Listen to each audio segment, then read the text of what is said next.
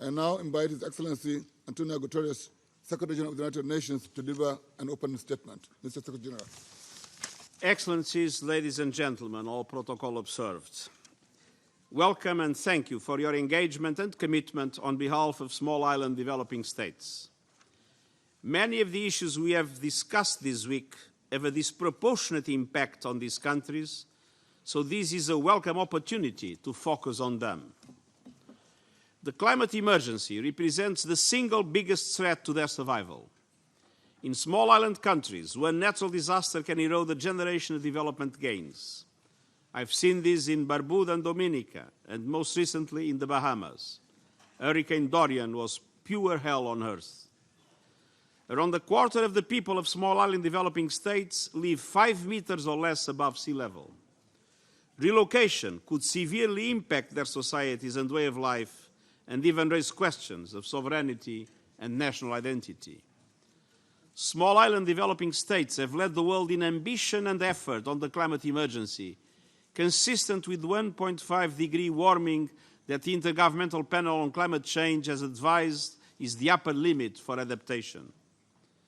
On Monday, at the Climate Action Summit, small island states together committed to carbon neutrality and to move to 100% renewable energy by 2030, again leading the world in the right direction. But the climate crisis is piling injustice upon injustice. Despite contributing very little, practically nothing, to global warming, small island developing states are paying the highest price. And because of their middle-income status, many are trapped in an accelerating and unsustainable cycle of disaster and debt. The world must step up and stop it. It's time to make big decisions and big investments in small island developing states.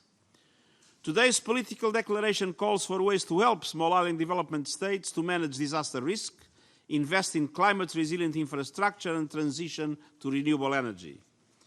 And it also urges international institutions to help small island developing states, particularly highly indebted middle-income countries, to access finance. Solutions exist, and it's time to implement them. Small island development states are on the front lines of protecting and conserving the oceans that are the lifeblood of our planet.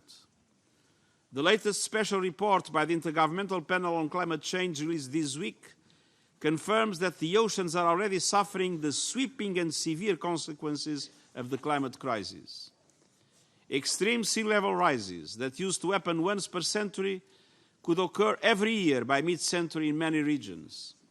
The report warns that without major investments in adaptation, some island nations are likely to become uninhabitable. Pollution, overfishing, and acidification are taking a massive toll. We have lost half of all living coral in the past 150 years, while plastic pollution has increased tenfold in the past 4 decades. Demands from industry, shipping, mining and tourism are decimating resources, including the fishing grounds that sustain many island communities. Small island countries also face high costs for transport, energy and infrastructure. They depend heavily on a few external markets, putting them at the mercy of price rises.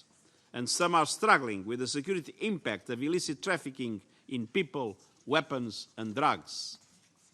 Excellencies, many years ago, I trained as an engineer and I learned an important principle. By solving a problem in its most challenging context, you solve it everywhere. Supporting small island developing states to achieve the 2030 Agenda for Sustainable Development will provide us with tools, lessons and examples for the entire world. Today's global review is an opportunity for the international community to take stock of progress made on implementing the SAMOA Pathway and identify challenges. It should help governments to chart a way forward based on strong partnerships with the private sector, civil society, academia and others. And it is an important chance for the international community to demonstrate the necessary solidarity. The SAMOA Pathway is a global effort based on a collective vision. All countries must meet their commitments. And the United Nations will system will continue to support the governments of small island states in expanding their activities and partnerships for sustainable development. Small island developing states are a special case for sustainable development. They require concerted long-term attention and investment of the entire international community. The SAMOA Pathway will guide us as we work together for a better future for small island developing states and lives of dignity and prosperity for all. Thank you.